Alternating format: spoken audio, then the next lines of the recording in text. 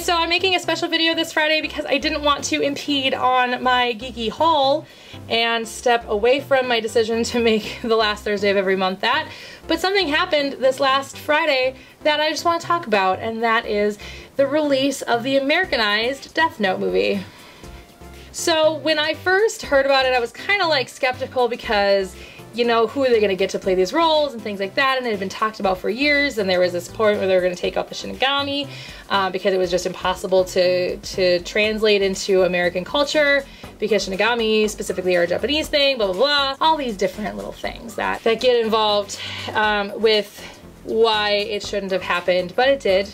And so we all had to deal with it, we all had to live with it, and we all moved on from it. For the most part, we all moved on from it. And so when I saw the trailer, it looked really good, and I was super excited about it. All of a sudden, I see all these reviews going on about it saying that it was terrible, that it was awful, that it was laughable, that it was terrible, blah, blah, blah, blah, blah. So I decided to watch it for myself yesterday, and I did, and I watched it.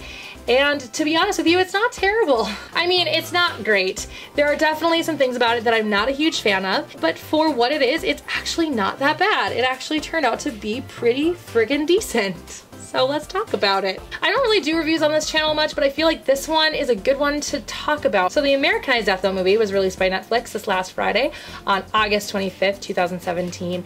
It follows the lead character, Light Turner, as he finds a notebook where he can write people's names in them and they will die, just like the anime and manga. However, with this one, he is more based on trying to get revenge for his mother's death, as well as trying to impress the lady that he likes. So very, very different from our normal Light, who wants to be the god of the new world, wants to be in control, and just wants to make a difference and make this world a better place, which I'm talking about it like I support him. I mean, he's not terrible, really. He's not terribly off, so I guess maybe I am Team Kira, let's just be real.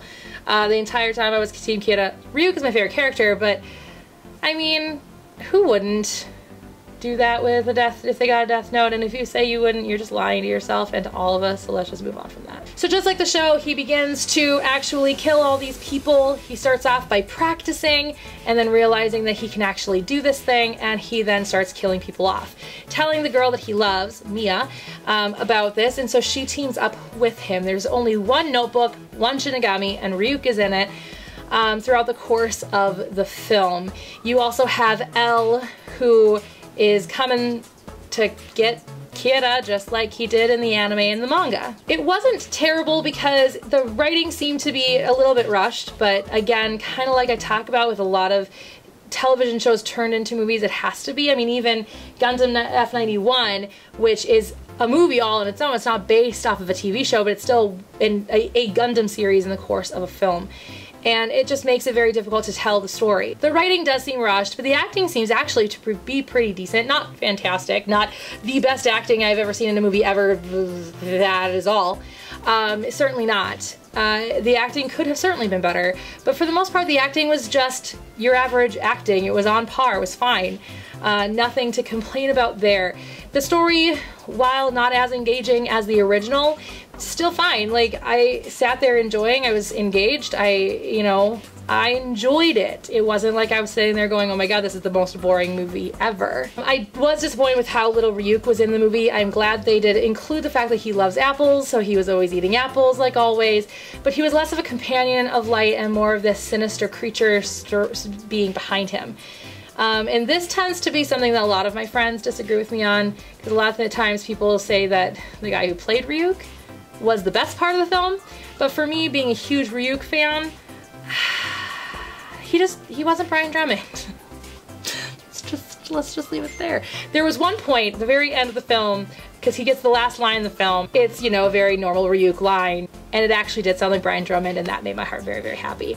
But for the most part, there were times in there where he sounded like an old man that would normally be used as like a wise druid or something. I don't know, like he just didn't seem like a menacing Shinigami, which of course was the kind of the point of his character. He was very always out in the dark and things like that. I like the fact that they used motion capture. I thought that it brought a really cool realness to Ryuk, which I thought was really cool. So let's talk about some of the things that I didn't like. I didn't like the fact that it was like a very strange, convoluted romance story. But I mean, it's Hollywood. You've got to deal with the Hollywood aspect of that, I guess. I don't know. Like I said, William Dafoe as Ryuk, it just didn't hit me right, I guess. I don't know. It was, And like I said, the writing seemed a little bit rushed, seemed a little bit forced in a lot of cases. But yeah, I mean, there were issues. Like, let's not be real, there were definitely some issues.